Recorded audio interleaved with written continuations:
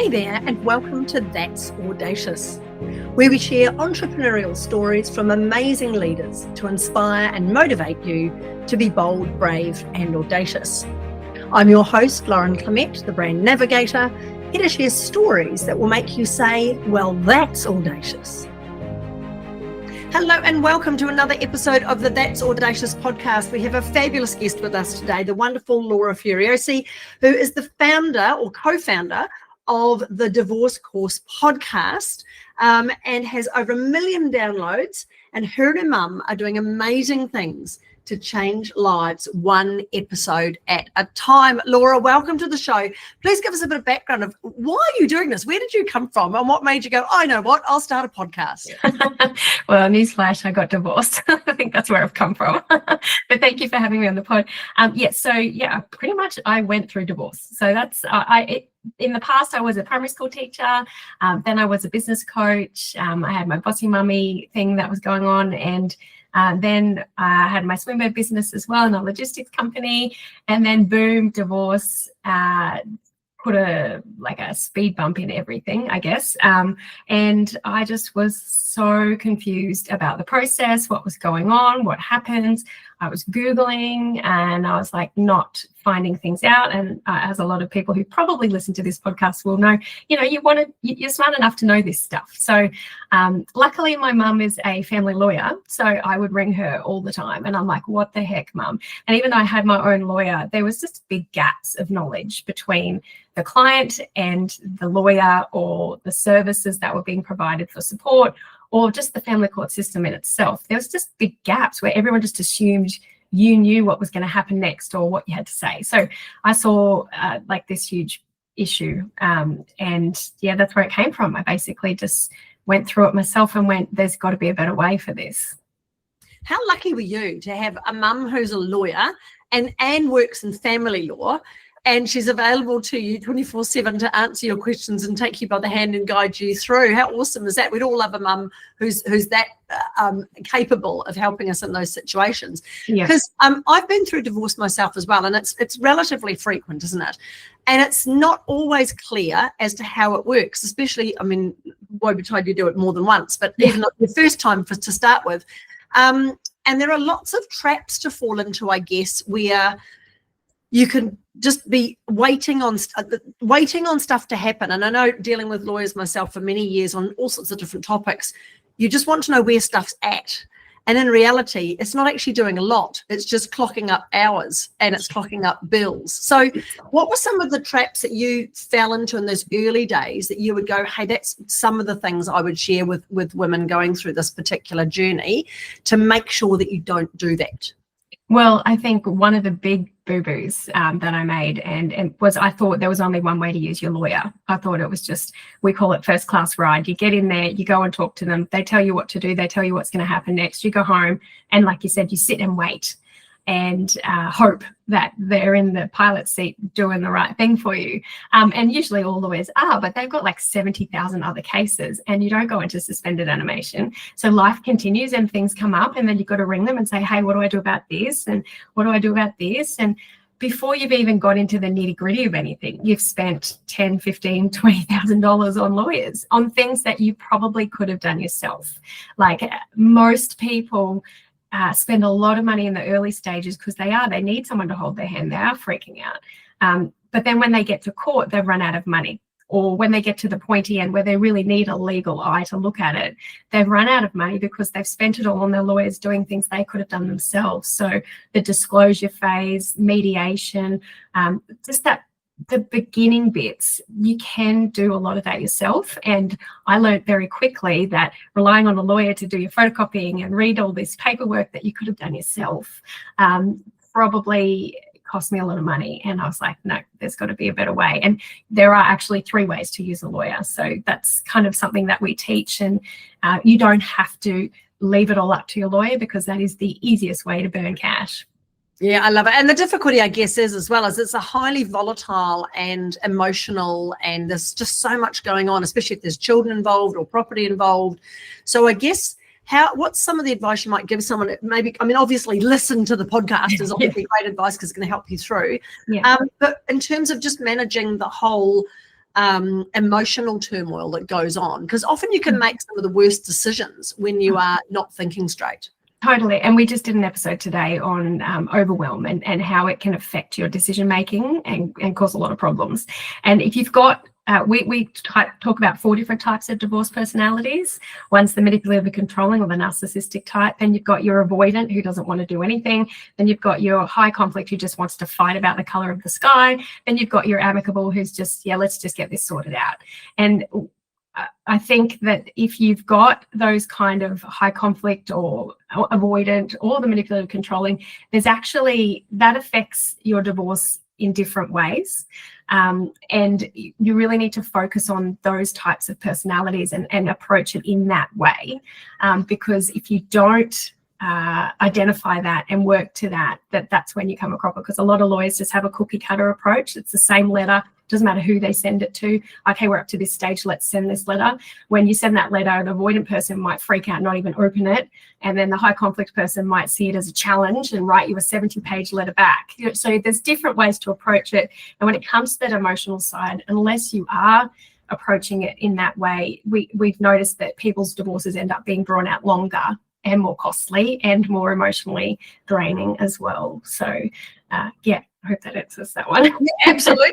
And the cool thing is, probably if you're listening to this, you're already going, oh, I recognize what type I am and what type my partner is. So that's really cool. So tell me, so you started your podcast. How did you then I know you're very good also on TikTok. So how did you come up with that brainwave that TikTok and podcasting had some way of working together? Well, I didn't have the brainwave. We kind of discovered it by accident, I guess. I mean, we all know, okay, social media does help, pushing your awareness out there. We didn't have a budget, so I did it all with no advertising or anything. And I realized, people aren't going to be searching property settlement disclosure documents, that they're not going to even know the words to type.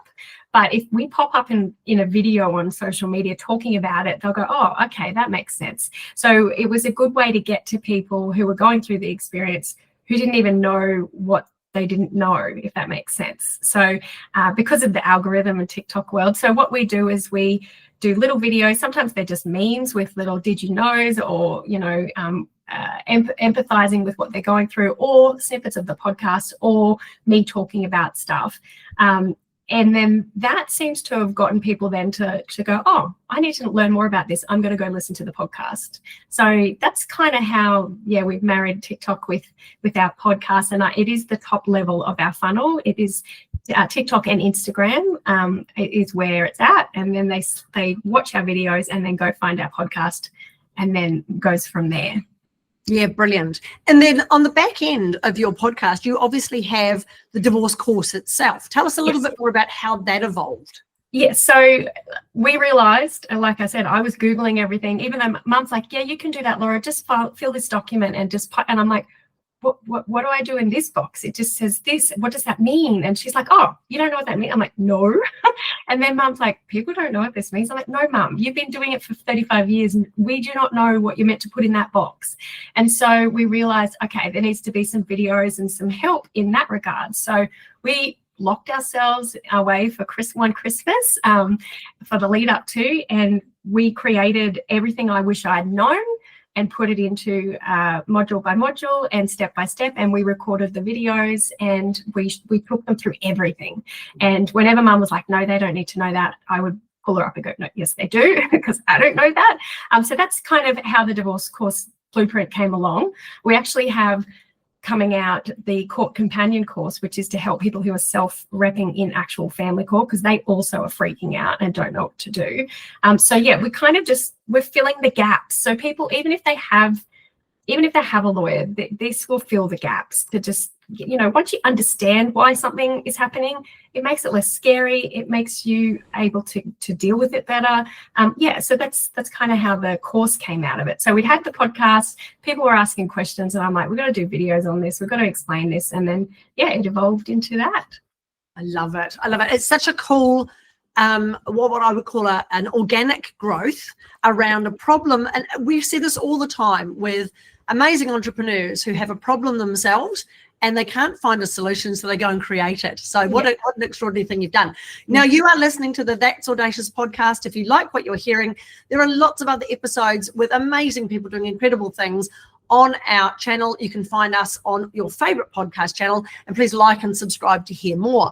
Now, Laura, this year you did something a little bit different to really level up your brand awareness. You entered the Stevie Awards for Women in Business. Why did you do that? I know you had some prompting from a joint friend of ours, but what was it that made you go, yes, actually, it's about time we did this and we started to get a bit more of a profile for what we're doing? Well, we thought we were only relevant in Australia, and I think we started getting messages from people saying, thank you so much, you've saved my life, you've helped us, because I didn't realize I was in a coercive controlling relationship, all these sorts of things. And we realized, wait, people in other countries are listening to this, and in America particularly as well. And I was like, okay, if we could get this out to more people, we could help more people. And how do we go about that? And, I've been doing the social media thing for ages. I think it's doing what it can. And like you said, someone said to me, it's time to take some more steps. And that's when, I reached out to you and I was like, hey, can you help us? Because we wanted to get it out there. The more people who know about it, the more help there will be in the world.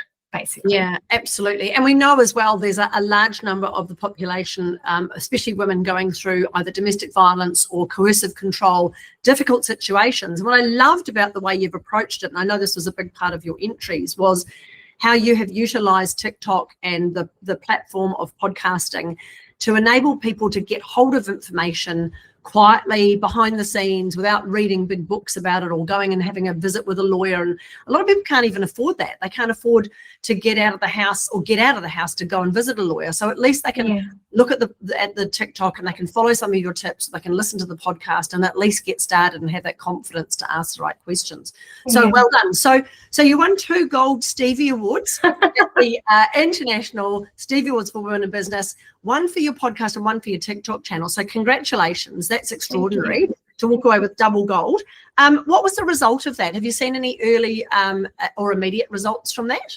Well, yes, but firstly, I want to thank you, because we wouldn't have entered it if we didn't have your help, because we are too busy. So strongly recommend to get Lauren to help you. But yeah, so basically we did that, and we've been busy, crazy. But then we were notified of those awards, and Mum and I cried. That was just great to know that, we got the voice out there into the other countries. But on top of that, we got in the Courier Mail named the top 60 influencers in Brisbane, change makers, which was really awesome. And they acknowledged our Stevie Awards as well. And then Mum just got an acknowledgement from the QT University, from the Dean of Law and the head of whatever, saying we're so proud of you for your award and for what you've been achieving. And so I don't know how they found out about these things, but they have, and it's great because it's getting out there. So now that these people in QT know about it, that means more people are going to find out about it, and it's just going to progress from there. And like you said, we've got women and some men stuck in coercive control relationships, stuck in the same house, who wait till their ex or their partner goes to sleep and then they listen to the pod in the bathroom. So like we really are that little bit in the middle, and the more people we can reach, the better. So this award, getting that out there is just, it's valuable. It's just amazing. Yeah, brilliant. I love it. And the nice thing is that not only are you helping more people, but you're also being able to expand your services into other countries and to reach people. Because even if the legal system is different, the process is pretty similar, isn't it? And the approach that you need to take to it. Well, just identifying that you're in a coercive control relationship, until you reach and get help, it's really hard to know you're in it. Until you get out of it, or until someone points it out to you. And these people are too afraid to see a lawyer, too afraid to talk to a psychologist. So, sometimes it takes somebody to knock on their head and go, hey, this isn't normal.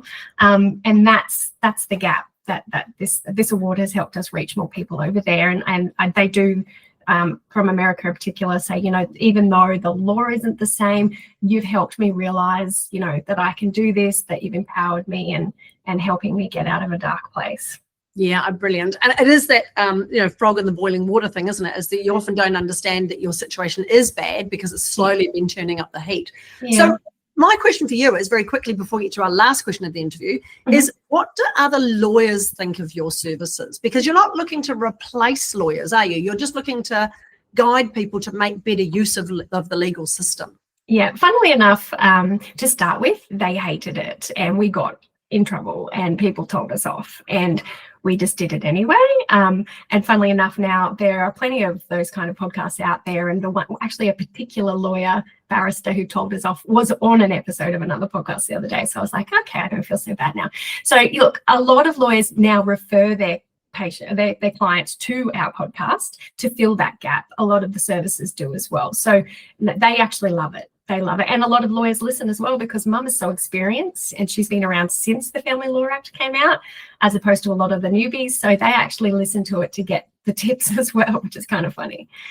Brilliant. You've become the one and only one-stop shop for anyone who wants to know anything about divorce. That's fantastic. So, Yeah. Laura, it's been brilliant to have you on the podcast. I know they're very short, these conversations that we have. Thank you for sharing your journey and your story and your entrepreneurial journey to create a solution when none existed before. I love the fact that even if someone told you not to do it, you did it anyway. That's awesome. Just ask Laura to do something and she'll be like, right, let's go and get that sorted.